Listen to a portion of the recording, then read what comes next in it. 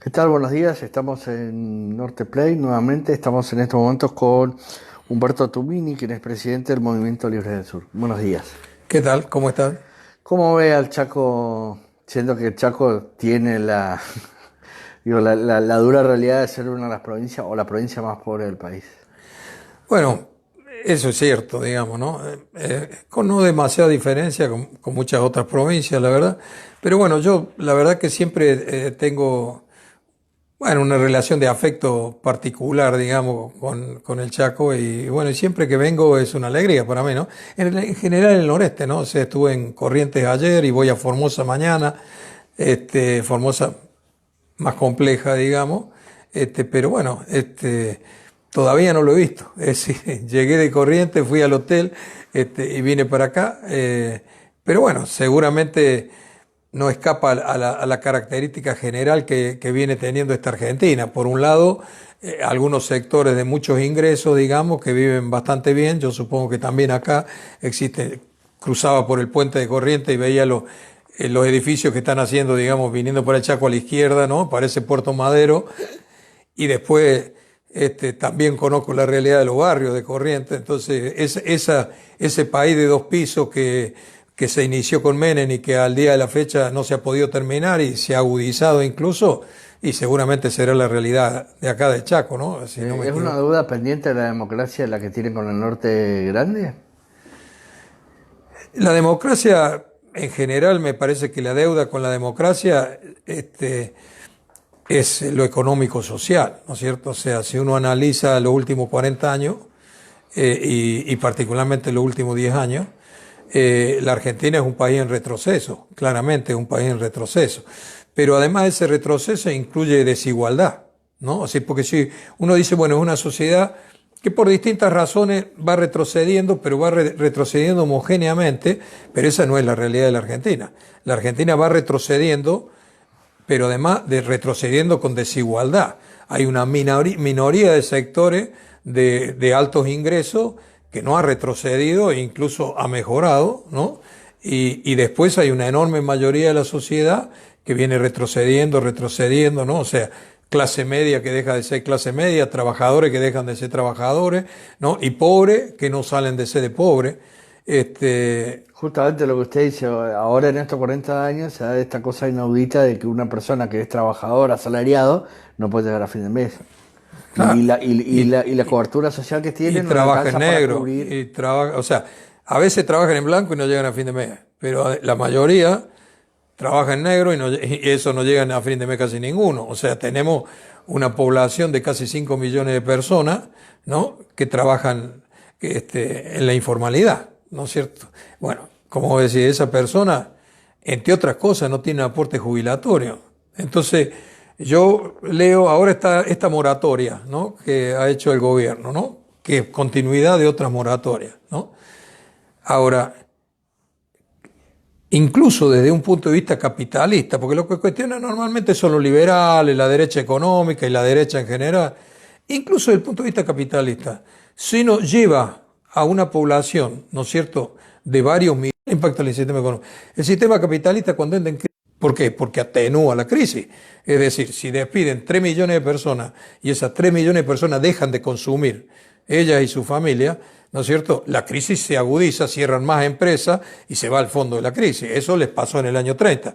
De ahí en adelante, ellos ponen, digamos, colchones a la crisis, que es el seguro de desempleo, ¿no es cierto? Bueno, en la Argentina tenemos, por un lado, ¿no es cierto?, los que no tienen trabajo o tienen trabajo muy mal pago, ¿no es cierto? Y se los apuntala con un plan social. Si vos le sacás los planes, sobre todo son mujeres, y sobre todo mujeres jóvenes, si vos le sacás los planes sociales, esa gente deja de consumir.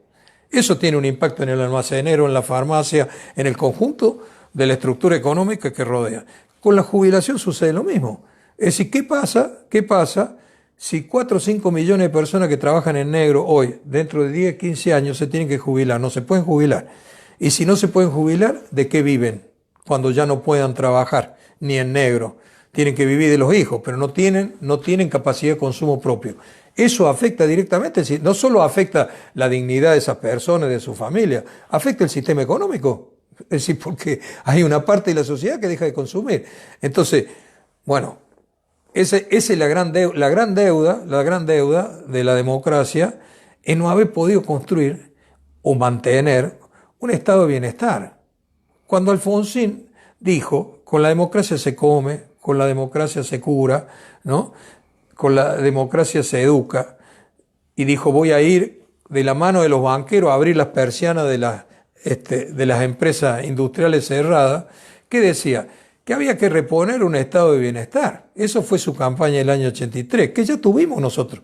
Nosotros tuvimos un estado de bienestar, ¿no es cierto? Es decir, un estado que forja una sociedad mucho más igualitaria, con movilidad social, con ascenso social, ¿no? Bueno, eso es lo que esta democracia no ha logrado brindar. Una soja de buen precio, y cuando fue de... O la UCD, porque el proyecto parece que he copiado a la fórmula de la UCD del 89. Pero peor, yo creo que lo sacó de Roca, ni Roca, porque Roca promovió la educación obligatoria, gratuita, con la ley 1420, ni eso, o sea, lo del Milei es tremendo. Ahora, eso de Milei, ¿qué es? ¿No es cierto? Ellos detectan, la derecha, que conoce la sociedad porque la maneja la sociedad hace muchos años, detectan que hay un malestar muy profundo con la dirigencia política y con el Estado del país, ¿no? Adjudicable al gobierno de Cristina, porque hace 11 años que decrecemos, al gobierno de Cristina, al gobierno de Macri, al gobierno de Alberto. Entonces, ¿qué es lo que busca? Que la crítica, porque ¿qué pasó? ¿Por qué está Milei ahí? ¿Qué pasó en el 2001 acá? En el 2001 se fue en el helicóptero el amigo de la Rúa, y la sociedad dijo que se vayan todos. Ese que se vayan todos no solo era de la Rúa, era también la dirigencia menemista, porque le establecieron un vínculo la sociedad al gobierno de Menem y al gobierno de la Rúa, ¿no? Por eso Menem después perdió las elecciones y no se presentó a la segunda vuelta, ¿no es cierto? ¿Y para dónde salió en esa situación de malestar la sociedad? Y salió por izquierda, salió hacia un proyecto más popular, más nacional, que fue el de Kirchner. Salió para allí. La derecha observa ese malestar hoy en la sociedad. ¿Y qué hace? Introduce ideas para que la sociedad vaya hacia la derecha.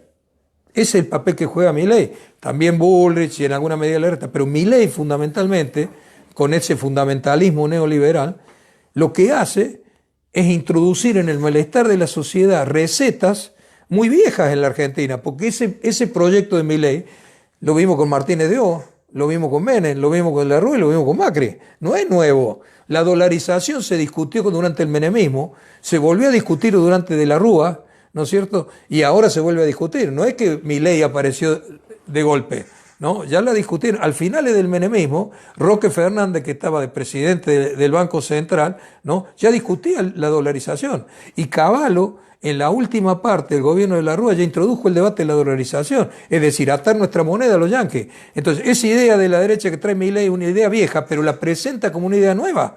La presenta como la solución al problema de la inflación. ¿Para qué?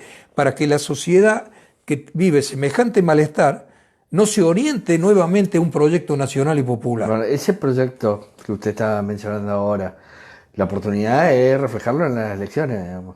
¿Existe la posibilidad dentro de lo que está o de lo yo que creo que se puede a... fijar un mojón. Yo no creo que se pueda hacer con fuerza, porque el Frente de Todo ha fracasado.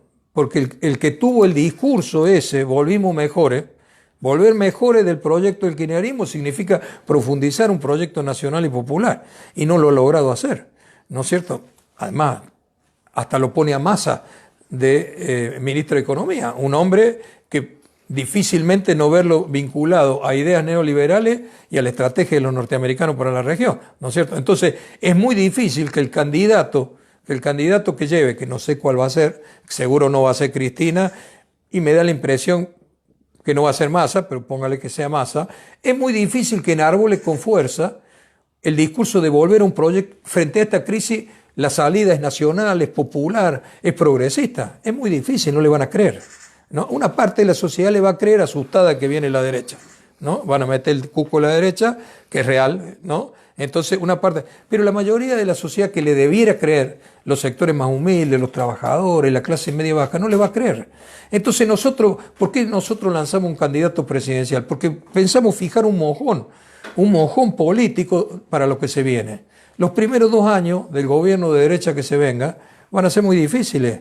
Y tenemos posibilidad de hacerle fracasar ese proyecto. Si le damos más de 2 años, está difícil, porque la Argentina aparecen riquezas que van a cambiar el escenario económico, ¿no? Eso el Coqui lo expresa reiteradamente en su discurso sobre la Argentina que se viene, ¿no? Acá no solo está el agro, que es muy fuerte, sino que tenemos vaca muerta, tenemos el litio, tenemos la minería, tenemos la pesca, tenemos la industria del conocimiento, y el mundo es favorable a eso.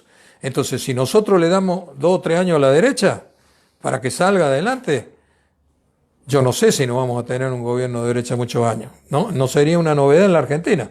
Tuvimos 60 años de gobierno de la oligarquía, desde 1874 con Avellaneda hasta la llegada de Perón, ¿no? Entonces, no sería una rareza. ¿Y por qué? Y porque ellos derrotaron al interior, se afianzaron como poder político y aprovecharon el escenario mundial que era favorable a lo que nosotros teníamos, ¿no? Entonces, acá hay un riesgo de eso. Ahora, entiendo que usted está queriendo decir que aún si ganara un candidato del oficialismo actual, entraría con un gobierno de derecha, entraría con una... El oficialismo no va a ganar, eso digo. Es más, recomiendo leer lo que dijo Cristina ayer. El oficialismo no va a ganar porque el oficialismo ha fracasado. Ha fracasado. Un gobierno, ¿no es cierto?, que vino y dijo nosotros somos nacionales. Entonces, entraríamos en un abanico de Juntos por el Cambio, Milei, frente a qué, digamos, del otro lado. ¿Qué dijo Cristina ayer? Izquierda, usted... ¿Qué dijo? No, eso para parar un mojón. ¿Qué dijo Cristina ayer? Tenemos que entrar al balotaje. Eso dijo, ¿no? Dijo, ve un escenario de 3 partes y el desafío es entrar al balotaje. Eso, en el peronismo y en el kirchnerismo, es el reconocimiento de una derrota política tremenda. ¿Cuándo el peronismo acá ha tenido duda de entrar en el balotaje? La única vez que no entró en el balotaje fue en el 83, ¿no? Porque fue muy malo el candidato que puso, porque propusieron el indulto. Había balotaje. Pero no había balotaje. Pero además, si hubiera habido balotaje, no entraba, ¿no? Bueno, después, jamás tuvo un escenario de no estar en el balotaje. Nunca.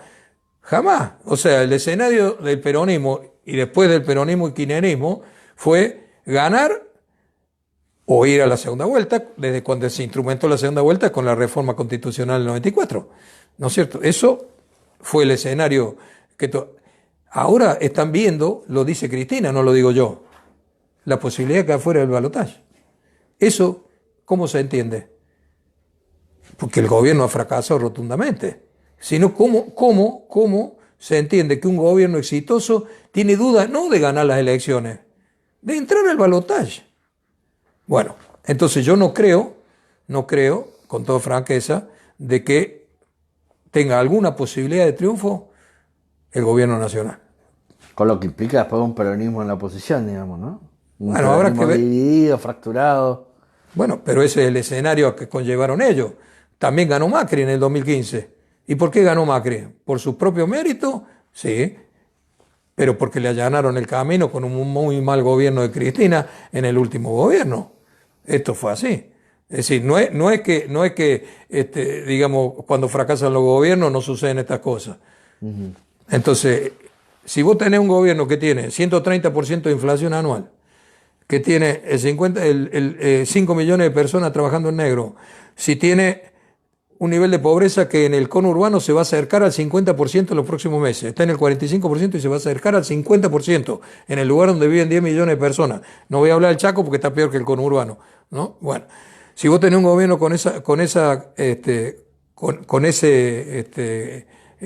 datos de su gestión de gobierno, ¿no es cierto? Y que encima tiene conflicto entre ellos y a un mes de las elecciones no saben quién va a ser el candidato, ¿no? Va a perder. No hay otra posibilidad, lamentablemente va a perder. Eso es así. Ahora, ¿qué hacemos? ¿Qué hacemos las fuerzas populares? ¿Nos ponemos a llorar a la vuelta de la esquina? No. Las fuerzas populares tenemos que ofrecer una opción política de futuro, aunque en el presente sea chica. La izquierda no tiene proyecto, la izquierda es vetusta en la Argentina. La izquierda no tiene proyecto de país.